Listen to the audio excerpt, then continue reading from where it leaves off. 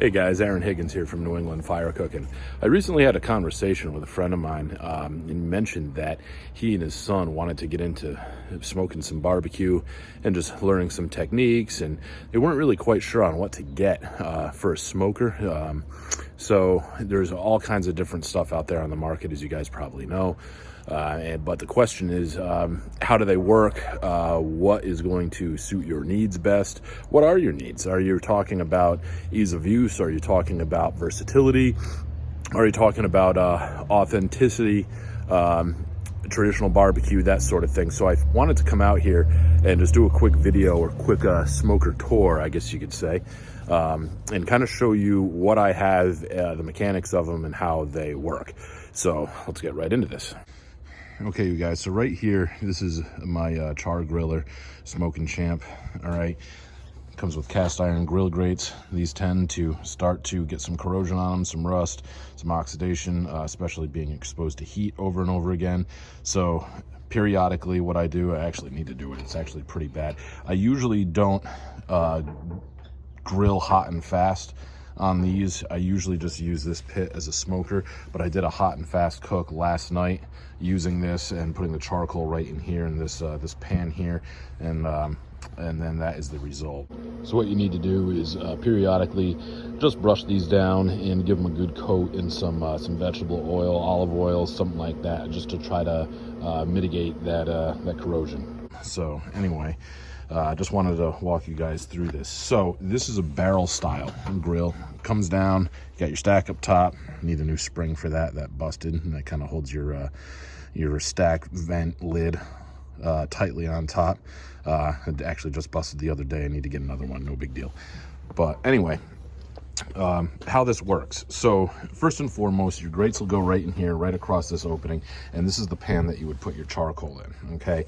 And you can regulate temperature, or should I say grate temperature, by lifting this up, different notches, this sort of thing, you know, and you can adjust how hot your fire is, or should I say how hot your grates are, by moving this pan up and down. All right, and that is if you're going to grill something hot and fast, steaks, burgers, or if you're just going to sear something really quickly, if you're going to sear like, you know, tuna steak, or something like that. But as far as smoking meat, the way that works is you come over here, you got this firebox, okay, and you got your vents right there, and you got this pan that you would either put your wood in or charcoal, and then your wood on top. Get this little nugget out of there, and then you have an opening where the heat and the smoke travels into the cook chamber. Okay, so if you come over here, you got your vents. All right, this is your intake vent. You can close it, open it, and this is what helps you regulate and lock in temperature.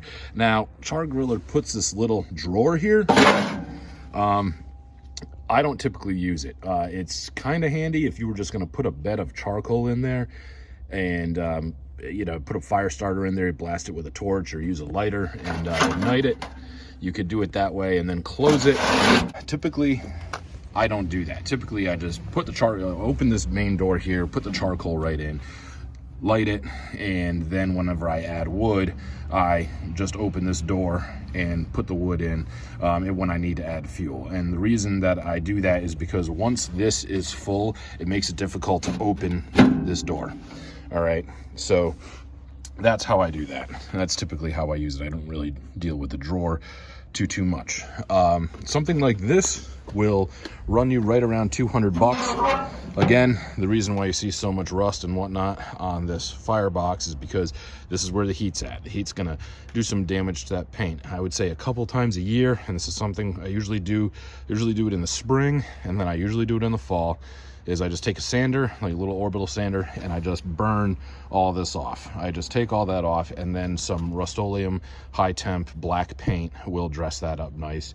And it's important to do that a couple times a year. It just preserves the longevity of your equipment. So for 200 bucks, this really isn't a bad deal. Okay, it really isn't. Essentially, it's heavy gauge steel. I think the whole thing weighs about 130 pounds, and it's definitely a step above some of the other cookers that you're going to get you know, in the $100 to $150 range. This is also going to give you the most authentic flavor. All right, this is typically this offset stick burner style is typically what's used in traditional barbecue all over the country. It's just going to give you a really authentic flavor. Okay, so that's how that works. And if you guys want to get into traditional barbecue, this would be a good place to start. Versatility wise, I would say that you can cook just about anything on here. It's just going to take some patience. You're going to have to babysit this. This is something that if you decide to put a brisket on or put a rack of ribs on, anything like that, anything that you're going to cook low and slow, you need to be around. You can't just take off, go to the store, go bowling, or go to the beach, go swimming, and just leave this. You got to be around for it. You got to keep an eye on it and that sort of thing. So that's that. And now we're going to move on to the next cooker. Okay, so next what we have is ye old Weber Kettle. Now, this was given to me by a buddy of mine who just does not deal with charcoal. He just doesn't like it. He would rather use gas, and I understand that. I use gas too. I have a little Weber Q. I don't use it often, but it's great on rainy days, or if you just want to knock something out really quick, or if you're doing a small cook, just a couple of burgers or something, and it's not, it doesn't make sense to light a big basket of charcoal. That Weber Q gas grill is perfect. But the Weber Kettle here, so a couple things that I did to this. This is like a baseline model. This is like at the very lowest in price. I think you can get them for $80, 80 to $100. They don't come with a temperature gauge, so I popped a hole in this cover and I put a temperature gauge in there so that you can figure out exactly what your temperatures are. If you are doing some kind of 2-zone fire or something like that, you're going to need to have a temperature gauge, and I just like know what I'm cooking at. So here we have our exhaust vents. This is part of the temperature regulation system that the Weber's given us. What's cool about this, you take off the top and you can hook it. You can hook it. This thing needs to be clean. Pardon my dirty grill, you guys. But anyway, you can hook it, let it sit right on the edge when you have to open this thing, flip food, that sort of thing. Now, this grill grate did not come with this grill. This is a Weber aftermarket product where you can open here, spin this, and here. So once again, if you're gonna have a 2-zone fire, that's a fire on one side, okay, and your meat would be over here. On the cool side, you're cooking indirect, you would be able to add fuel if you were doing a long cook, because it's very possible to smoke in this. You can smoke chickens, you can smoke ribs. The only drawback to this is that you don't have the biggest cooking space. You have, I think it's a 22-inch diameter grill grate on these. This cone that you see here at the bottom, that's a Vortex. I use that to cook wings, or if you want to turn this grill into a big charcoal air fryer, you can do that. So that's in there, left over from a wing cook, and as you can see the vent openings down there. That's controlled with a lever at the very bottom. Set this back up here.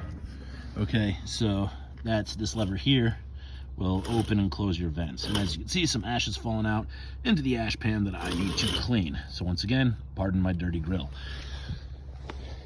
So this ideally is what I use when I cook something hot and fast.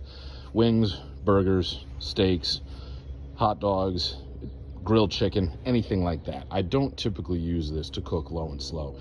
If it was the only thing I had, then yeah, I would do 2-zone fires all the time. Yeah, you might see me do ribs on this or a chicken on this just to demonstrate how to do a 2-zone fire. But honestly, do I use it often? Usually if I have a big barbecue back here, or if I'm cooking for other people or something like that, I'll use this to knock out, say, like 3 dozen wings, while I use the Traeger and I use the big stick burners to do larger cuts of meat like brisket and ribs. So that brings us to the Traeger. Now, as far as price point goes, this is definitely going to be more expensive than the others. This is the Traeger Pro 34, and this will run you probably around like between $630 $650. So the way these work, a little bit different, but get this open, and as you can see, you have your grates right here, and you have this pan. I'm not going to disassemble this whole thing because that would take a little bit, and I don't have my tripod down here, and that would just make for a sloppy video, so I'm not going to do that. But essentially what you have, and in this particular model, it sits right in the middle, underneath this drip pan here. This is the pan, before I get to that, this is the drip pan, okay? So you set your meat in here, and any kind of juices, fat, garbage like that will drip onto the pan, flow down to this end, and drop into that drip bucket. Okay, and you can just take that. I throw a liner in there, so once it fills up, you pull it out, you throw it away, and you start again, and you don't trash your bucket. So back to this. What happens is, on this side here, you have pellets in this hopper, okay, and they travel down, and they meet a feed screw that pushes them to a fire pot that sits directly in the center of this grill. Smaller Traegers that I've had in the past, they will have the fire pot closer to the hopper, okay, but this happens to be sitting right in the middle. And what happens is a small metal rod glows really, really hot. All right, remember, keep in mind, this is an electric smoker. You need to have electricity for this. Small rod glows really, really hot. Fan moves air into the fire pot. Those pellets ignite, and bingo, there's your fire. That's your heat source. And I'm going to show you this right now, actually. To warm that up, what you do is you would come down here, you would turn your unit on, and then you would immediately go to smoke, okay? That's the smoke setting. This is the controller, all right?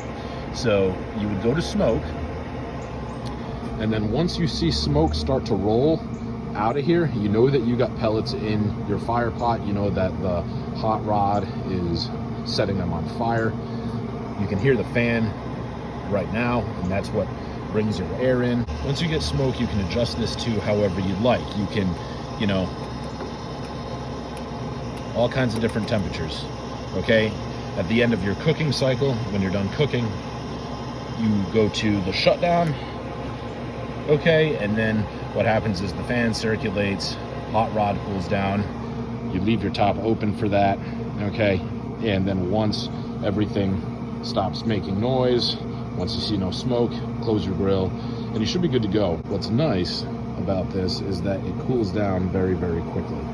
So once again, I've got it on shutdown cycle right now. You'll probably hear it go for a little while.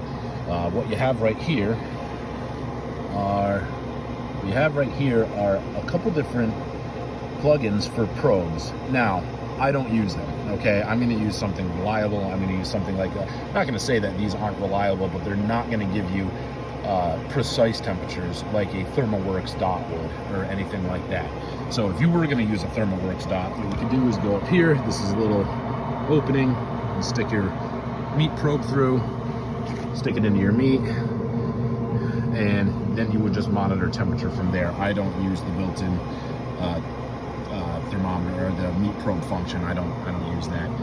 You might be wondering what this thing is here. This is the thermocouple. This detects what type of temperature you have going on inside the cooker, and it tells the controller if it needs to add more air, if it needs to add more pellets, or both.